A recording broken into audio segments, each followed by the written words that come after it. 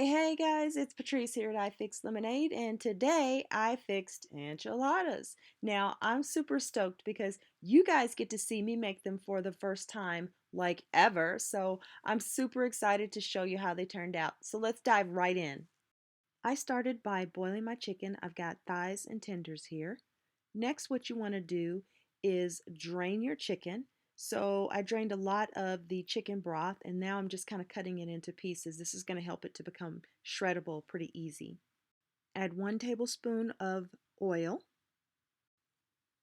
Cut up onions, green and red peppers to a desired size, and then pour about 3/4 of that amount into your pot, and you want to stir this around.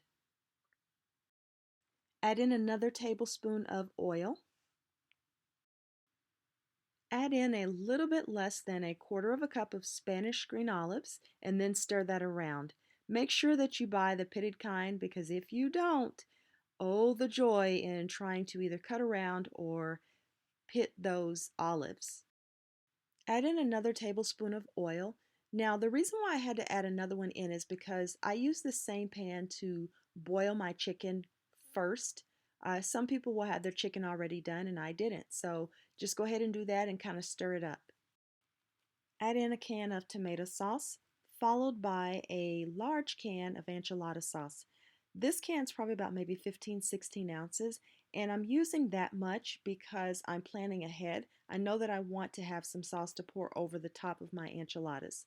Notice that this is starting to boil, so you do want to go ahead and stir it really quick because it's going to start to boil, and in any moment, like because it's already over an open flame, this is going to be like bubbling in no time. So that's why you want to make sure that you keep stirring so it doesn't like stick to the pan.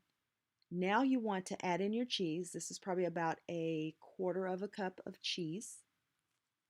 Adding in the cheese is going to kind of change not so much the texture as it will the color slightly. It'll just kind of change the tint of it just a bit. So just stir it up really well.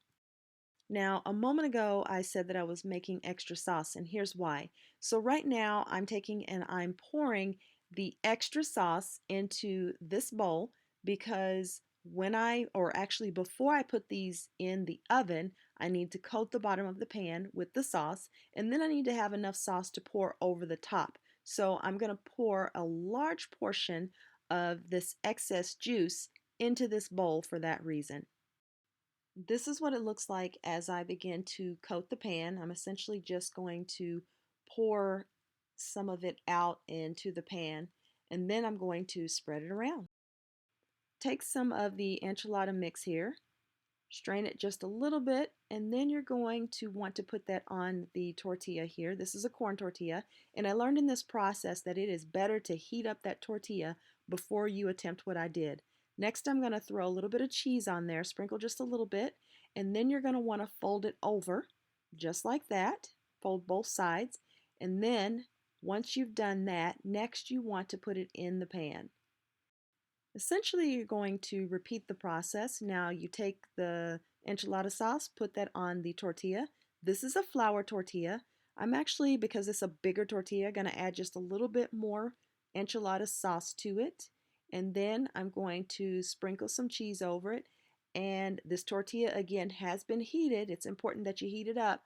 And then you're going to roll it up and then put it in a pan just like you did the last time. Just like that. Okay, now we filled the pan with tortillas filled with enchiladas sauce. So notice these are all flour tortillas. Back here are the corn tortillas, and you can see the ones that I heated and the ones that I didn't. All right, so now what you want to do is take all the remaining sauce and pour it over top of your tortillas. You just basically want to cover them with as much of the sauce as you can. So I'm just going to keep pouring this sauce in, and once I've poured it, then I'm going to kind of spread it out as best I can. Next, you want to take the remaining onions, green and red peppers, and sprinkle those over the top. Follow that up by sprinkling cheese over it. And this is what it looks like just prior to us putting it in the oven. This is after you've added your onions, peppers, and your cheese. And then essentially you're just going to want to put this in the oven, bake it on 375, and ta-da! Look at this. Doesn't that look mouth-watering? Oh man, I'm hungry all over again. You know, I was so proud of how it turned out, especially with this being my first time, that I had to take a few different pictures with different angles. So these are all from the pan to the plate. Voila, dinner served. Okay, guys, so I learned a few things. I learned that I actually like the corn tortillas better than the flour. So the first one here is the flour. Now the smaller one is the corn tortilla, but they both are equally delicious. It's just that my preference is going to be the corn tortilla. I don't know what it is about it, but I like that one better. So the next time I make it, I think I'll make all corn tortillas. So when you guys try this recipe out, comment down below which one is your favorite or if you have a favorite. Okay, guys, so that's it for this time. Thank you so much for watching. Thank you for the support. If you like this video, do me a huge favor. Give it a big, big thumbs up and also subscribe to my channel and feel free to share it. Okay, guys, so until next time, keep fixing good food. Bye.